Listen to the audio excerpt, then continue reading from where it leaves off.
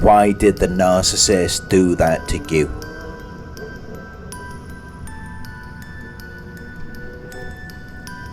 Why did they do that to you? For what reason or purpose? We may ask this question because we assume that there must be a cause or intention underlying an action or situation. We assume that there must be a motive.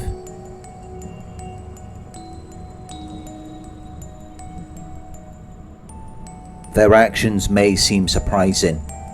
It may seem unexpected, to where you can't understand why they would do that.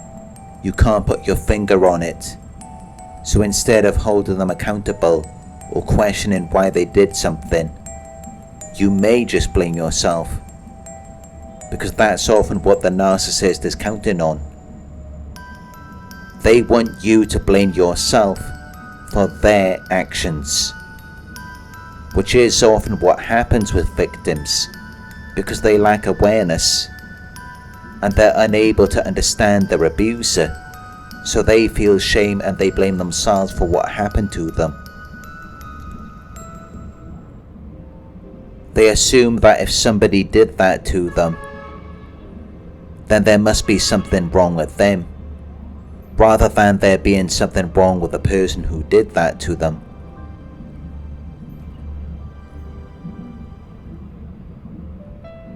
Which is why instead of asking yourself why they did that to you, a better question would be, how could they do that to you? Because when we use the word how, we are questioning by what means. We are questioning their mental state, the equipment that they are using to complete this task or function, which is an excellent way to identify what you are actually dealing with. It allows you to explore the inner landscape of the narcissist's mind, to dissect what it was inside of themselves that caused them to do that to you. The reality is that the confines of a narcissist's mind are extremely unpleasant. They experience endless torment and suffering, constant emotional distress. No matter how good things may be for them on the outside, internally they are miserable. And this is what causes them to ruin any good opportunities that they get. It's why when you're dealing with them, it always seems like something is not the way it should be or as you would expect it to be. It seems unusual. It seems like something is just not quite right. As though they're slightly abnormal, or as though they're not really there in the mind. They may even appear somewhat strange or stupid. But you may be fooled into thinking it's all in your imagination, as though it's just a misinterpretation or a misunderstanding. And they do really have good qualities.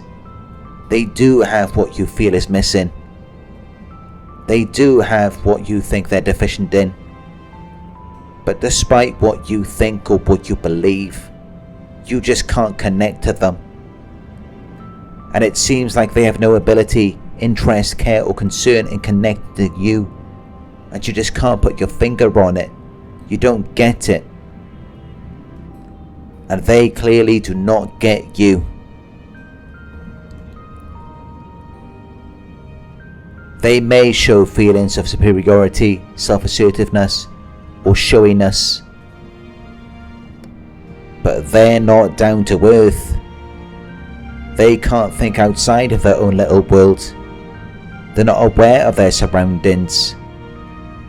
They're not fully aware of the effect that their actions have on people. It's like they don't understand that there are other people with different ideas and perspectives in life. And they don't care to learn anything new.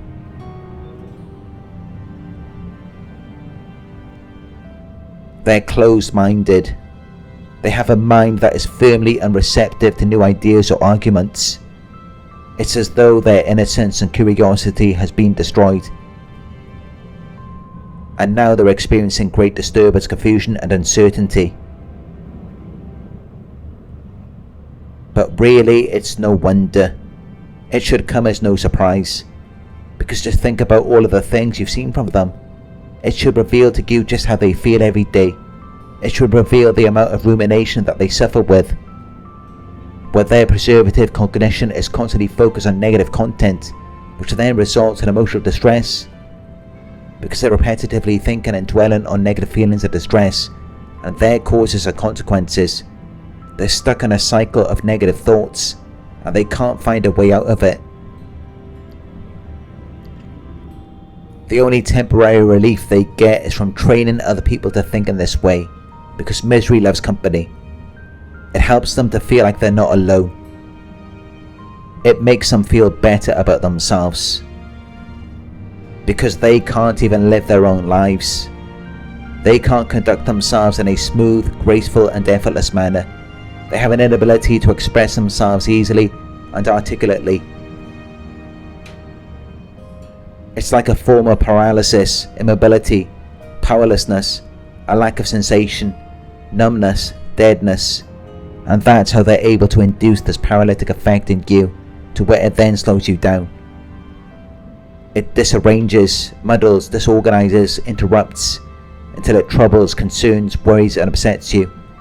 They're able to have this effect on you because that's what they have to go through, and this is what they have to live with every day of their lives.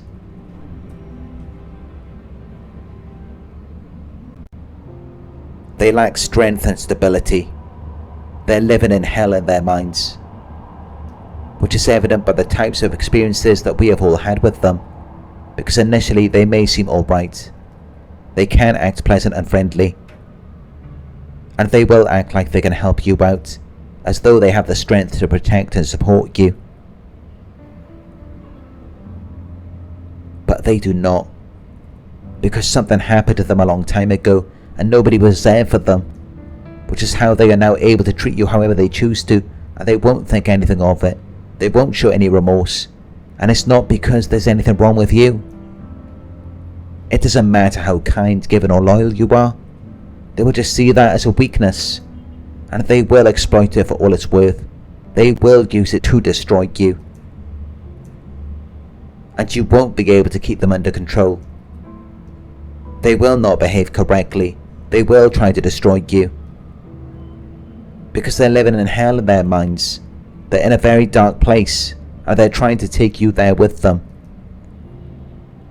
They want you to deal with all of their problems, because they can't help themselves. They struggle to resist and control their own impulses and actions. They are the victim of their own habits, the cause of their own demise. And no matter what you do, you will never be able to put yourself in their shoes, because they don't think the way we think, and they don't feel the way we feel, which is why they study people.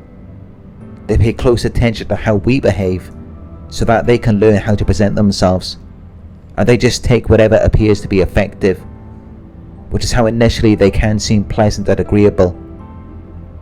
But that's only until you get to know them, because once you get close enough you begin to see what they're really like, and then your life gets worse very quickly in a way that is difficult to control.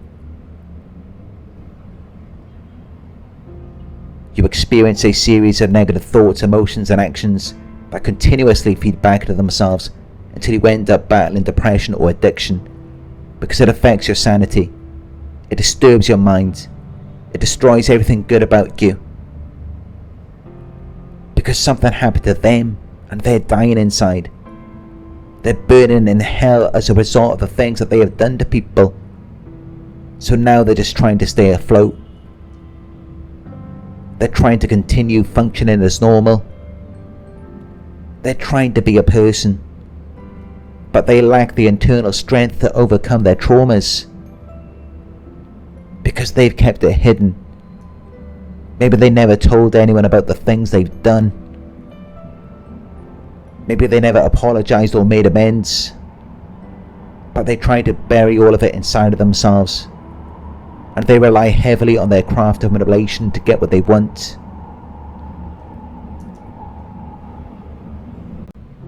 But inevitably, they just end up exposing themselves, and you become a witness, because you have knowledge of these events through your own personal observation and experience. which is why they will try to get in your head. They will try to make you think that something is wrong with you. Which is why it's very important for you to hold on to who you are, because they will do anything to make you think that you've got it wrong, or that you didn't experience what you experienced. They will try to convince you that it's your fault, or that it's because of something you've done. They will blame you for being the best person that they've ever had in their lives, because there's just no winner with them. You cannot help them. You cannot fix them. You cannot make things better for them. The only way that you can win is by leaving them and going no contact. But as soon as you leave and things start getting better for you, they will come back, and they may even make promises to change, because they thrive on your interest and attention. It gives them their narcissistic supply, which is an opportunity for them to feel like they are something other than themselves. But in order for them to experience that, at some point you have to be them. You have to feel the way that they do, so that they can liberate themselves. Which is why it's best to avoid them at all costs, and to not even worry about what they're doing after you're gone. Because once they've gotten a taste of your supply source, all they're going to do is try to keep you trauma bonded to them. Which is why you have to get rid of them. Because if they're weighing you down, that means your life will get a lot better without them.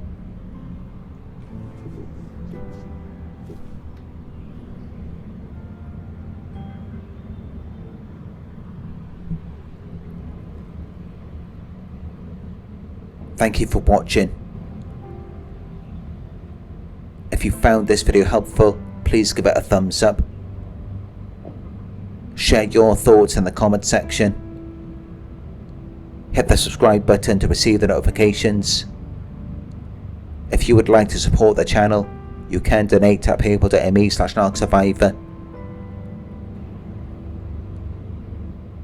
You can book a one-on-one with me on my website. It's narcsurvivor.co.uk. Thank you for watching, and I'll talk to you soon.